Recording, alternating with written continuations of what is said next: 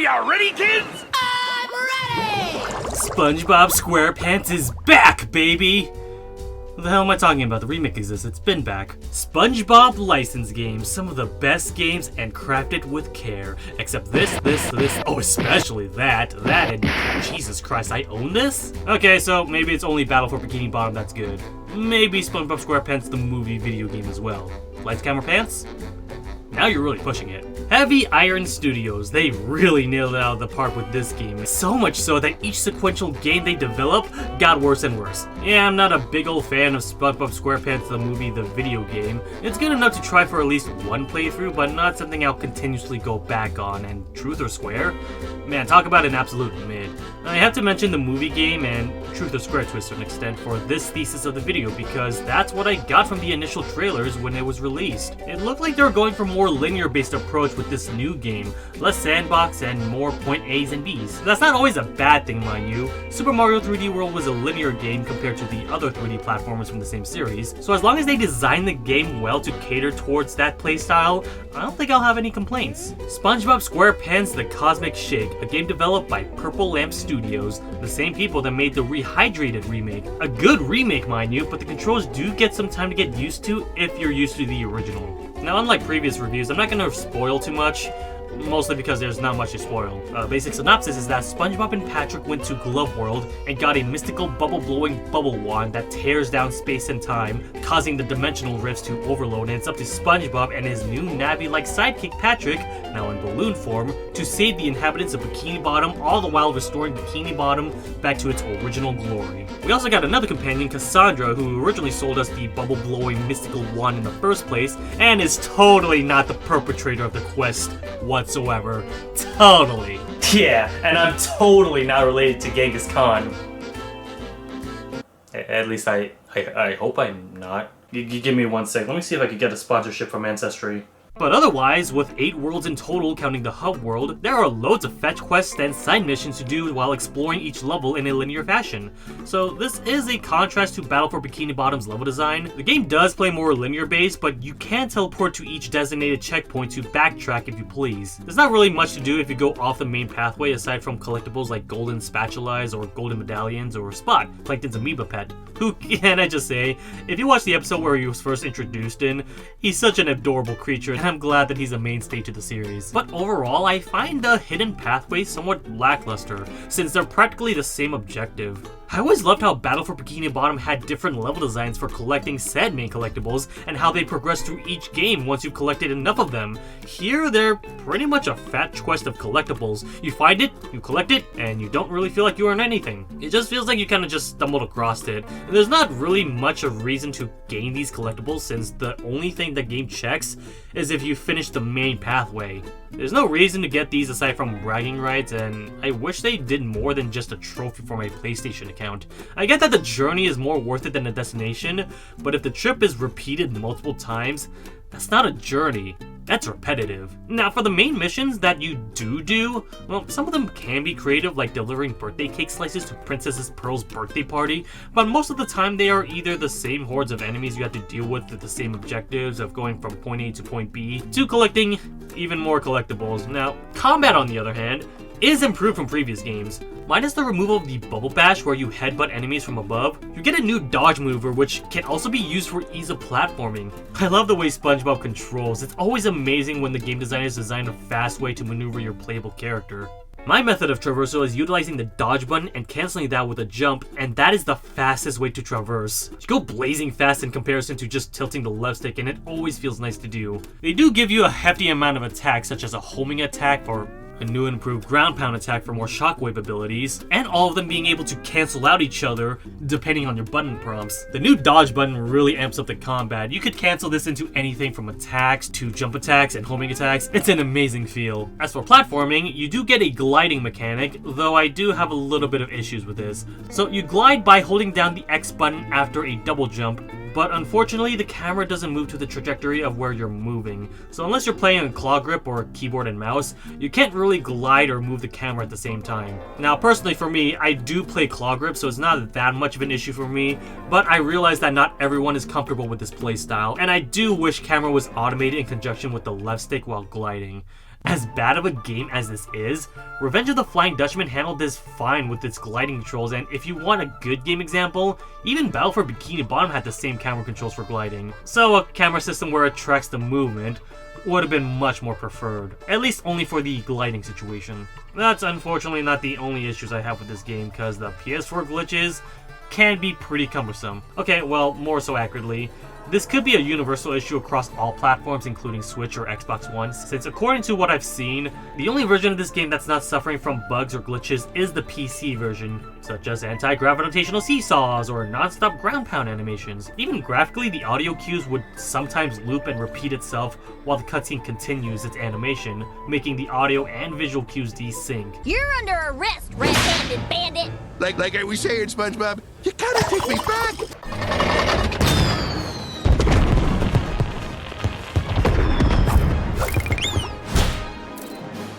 Aw, home sweet pineapple.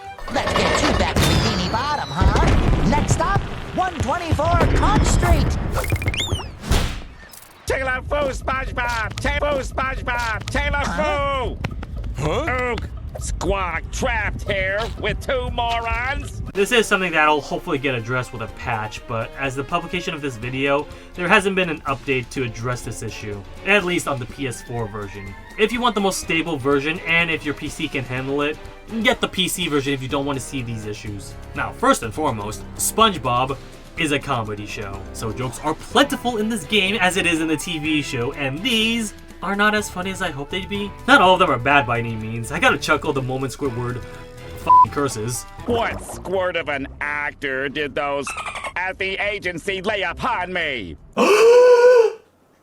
He said number 11! Or this joke where SpongeBob exclaims that Patrick never wears his socks. You don't need socks to be a pirate. Why, Patrick here has never worn socks a day in his life. I don't even have feet!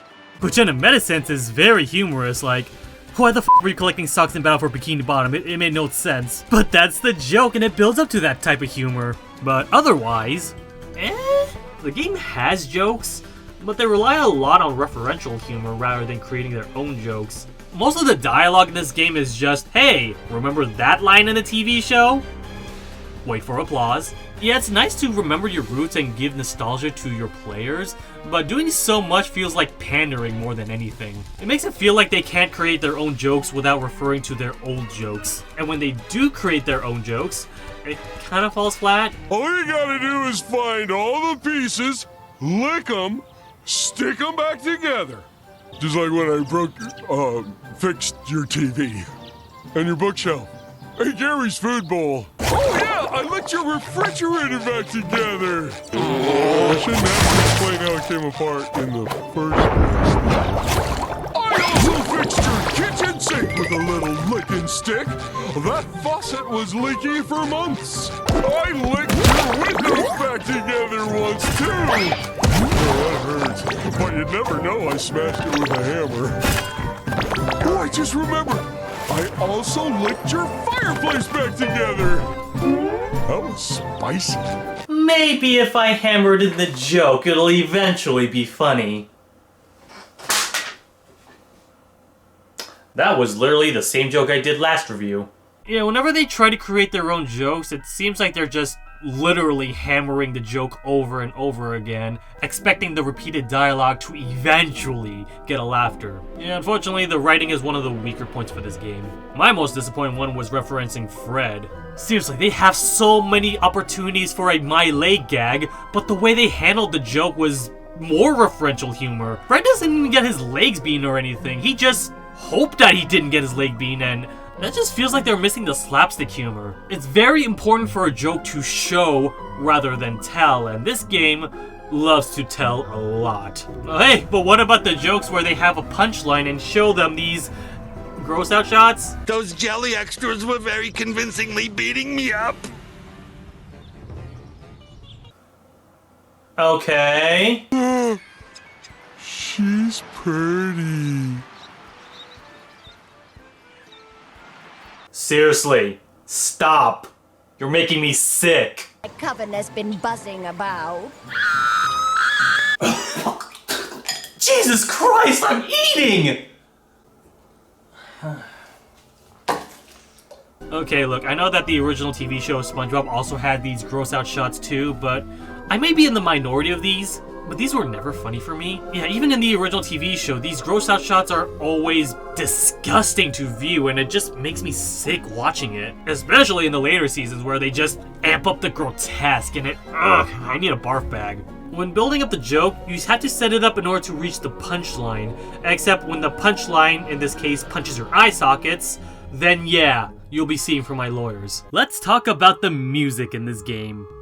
It exists. Okay, it's not completely mid in terms of audio engineering. They do the job well, and it does feel like it fits into the SpongeBob IP, but otherwise I don't think I really recognize a whole lot of musical tracks. I can't really bop my head into it similar to Jellyfish Fields in Battle for Bikini Bottom, or I'm Ready Depression in the SpongeBob SquarePants movie game. It's not bad by any means, it's just kind of unremarkable, honestly. You know, I will give props to the animation team. The gross out shots may be unbearable, but these pre-rendered cutscenes feels perfect for the SpongeBob mood. I'll tell you this much, this is way better than the still images we got for the movie game. Every character, while their audio glitches are not doing them justice, are animated in some of the most expressive cartoony fashion. It looks like a 3D rendition of what it looks like to watch the TV show, and they do so wonderfully with dynamic facial animations and squish and squash majesty for every single character. Whoever did the animation, absolute kudos to you guys. The entire feel of this game looks amazing. It's colorful, it's vibrant, and each level is designed in a way to be distinguished from one another. From the setting to the color scheme, it graphically looks beautiful for the PlayStation 4 hardware.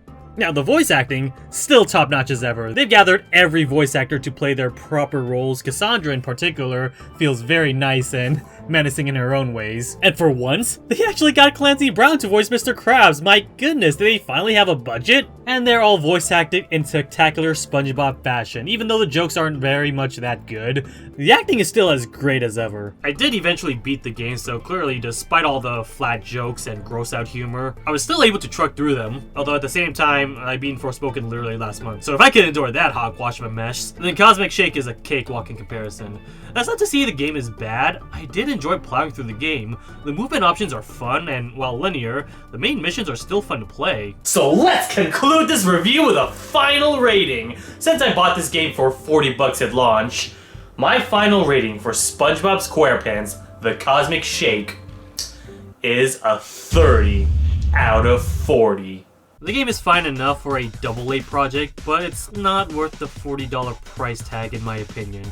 It's a harmless game if you want to get the game on a sale. It's fun enough as a SpongeBob game, but it hasn't replaced my love for Battle for Bikini Bottom. Just make sure you're next to a trash can or a barf bag when you play through it. Now, one thing I have to note once again is to play the PC version if you can.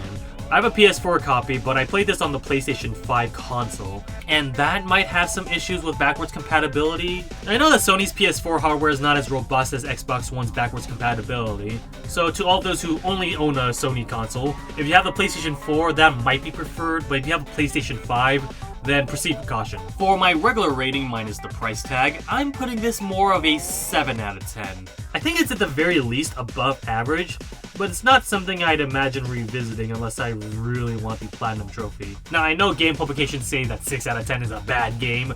That's not true by any means. We're looking at my definition of what I find an average game here, and an average is exactly that, a 50%. This game is at least above average, so there is something to look forward to. Just keep your expectations low when playing this game. At the very least, though, I think this game is better than the movie game.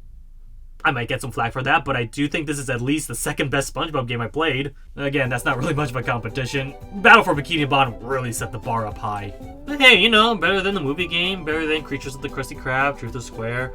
If you're a SpongeBob fan, I definitely say there's something to admire about this game. Well, I hope you enjoy my review of SpongeBob SquarePants The Cosmic Shake. Leave a comment down below what you guys think of the game or what you thought of this video. As for what's in store for the future, honestly, I have no idea what to expect. Will Purple Lamp make another sequel to the SpongeBob platforming series? A new side game or remake of an old SpongeBob game? I honestly don't know, but what I do know is that remaking the old games might not be such a good idea. I mean, have you seen the games that are on display right here? If you see any of these games in your local vicinity, get the f*** out, call the police.